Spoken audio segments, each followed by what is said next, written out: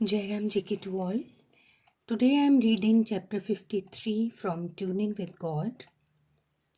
The title of the chapter is Oh, those 20 years. The moon struck mind by surprise. Yes, he was very really moonstruck, struck by the spotless moon of the Moon clan. He looked a lunatic. He seemed to be a maniac. And he was a lunatic lover of Lord Krishna. He suffered from his mania. Saints and scriptures admire, nay, idolize such a one. Bless us too with such lunacy, dear Krishna. King Pandrak in Bhagavad claimed and proclaimed himself to be the real Krishna. Lord Krishna did away with him. Our saint brother Bhai Sahib believed himself to be Radhaji, and Lord Krishna hugged him to his heart. When Sri Bhai Sahib saw the idols and pics of Radhaji standing to the left of Sri Krishna, he would say to himself, "Here is me in company of Sri Krishna. How happy and hilarious I used to be when with him. But now, they're only of fate, the palmy days are no more." The Mathura Bhav of Sri Bhai Sahib. The story goes back to 52 centuries ago. Little Krishna and innocent gopis of Vrindavan loved each other intensely. Every minute and every moment lost in it. Day and night for 11 years and 7 months. Time seemed to stop. Shri Krishna made to them promises for life. But see, in a flash, the whole scenario changes.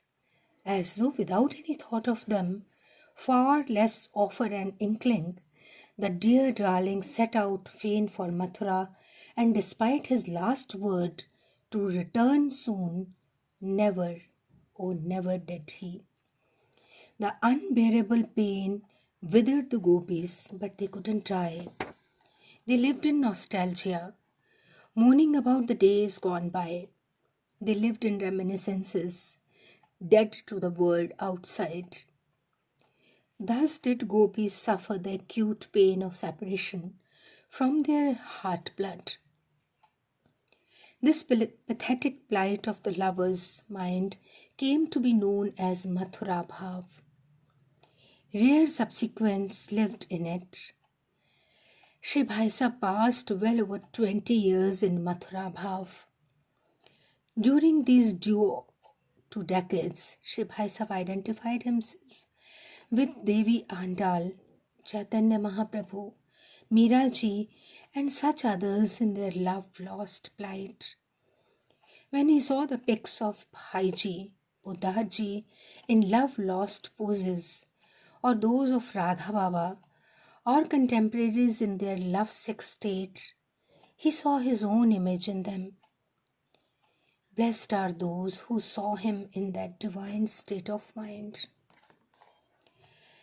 Krishna color everywhere.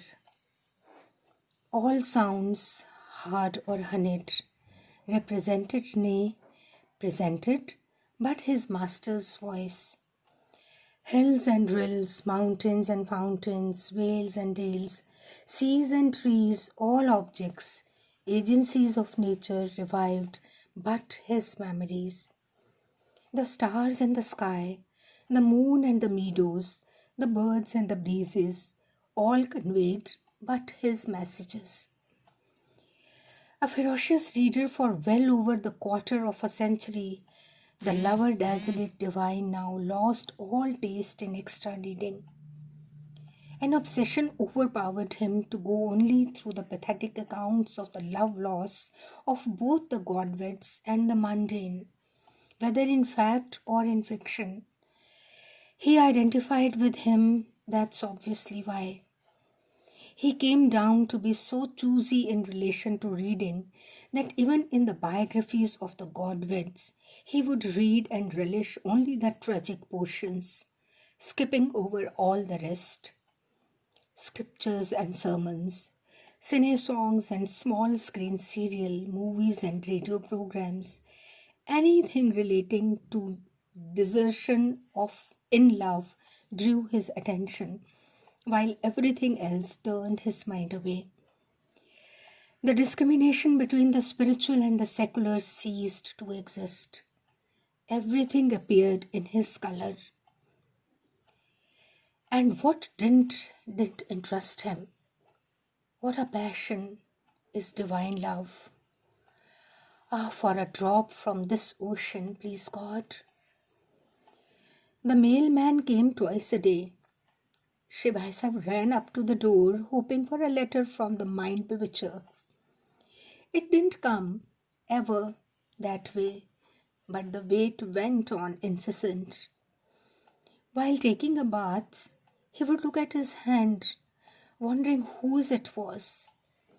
If he looked in the mirror, he didn't recognize his face in it.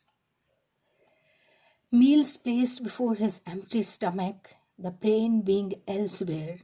He couldn't think of helping himself, or as the body lay lethargic, couldn't just extend his hand to it. A glass of milk or a cup of tea had often to wait to win his attention. Time consciousness he lost. Morn and eve looked all alike to him. At night, eyes became heavy and closed with weariness, but he couldn't sleep. When he did, the mind kept awake. The flood of ideas, don't let me sleep, Miraji had said. If he but heard the word Krishna, tears welled up in the eyes. I forget the lane leading to my house if one utters the name of Krishna on the road.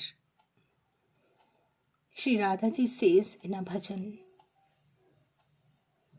the culmination of love. Sri Radhaji, the consort eternal of the Lord, had an admirable understanding of the mental sickness of Shri Bhai Sahib. In all her tenderness, she would transform him into a gopi and merge her into herself. Shri Krishna would come and in the person of Radhaji, hold her into his arms. A cry for the moon. But, O moon-faced, we wait for such of our reunion with you someday. Jairam Ji K to all.